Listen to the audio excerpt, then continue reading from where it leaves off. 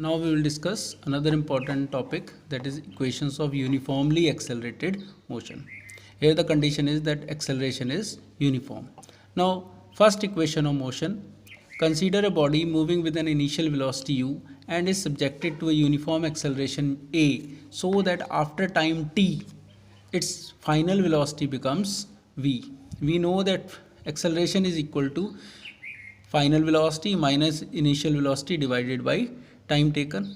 So v minus u by t, here t comes here, at is equal to v minus u, so we will adjust it. V is equal to, u comes here, v is equal to u plus at. So this is known as the first equation of motion. This is important. Second equation of motion is s is equal to ut plus half at square. Suppose the above body, same with the same dimensions, suppose the above body travels the distance s. We know that v is equal to u plus at from above first equation. Now average velocity, I told you earlier u plus v divided by 2, that is, it is the arithmetic mean of the initial and final velocity. Now distance traveled is equal to average velocity into time. S is equal to u plus v by 2 into t. So this is second equation. Putting value of v from equation 1 into equation 2, we get s is equal to u plus at divided by 2 bracket close into t. It becomes 2u plus at into t divided by 2. So s is equal to 2ut plus half at square divided by 2 is equal to ut plus half at square. So s becomes, that is, the distance traveled by the body is equal to ut plus half at square. So this is the second equation of motion. So students, before solving the numericals, I just want to tell you that please note that in many problems involving acceleration, the term speed is used instead of velocity. This is only because speed is a more common term in everyday language. Now we'll start one numerical. A moving train is brought to rest within 20 seconds by applying brakes.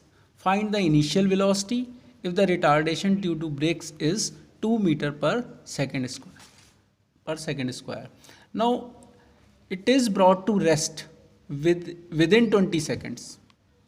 Now the train was traveling at some speed, we are not knowing, it is unknown, with some initial velocity.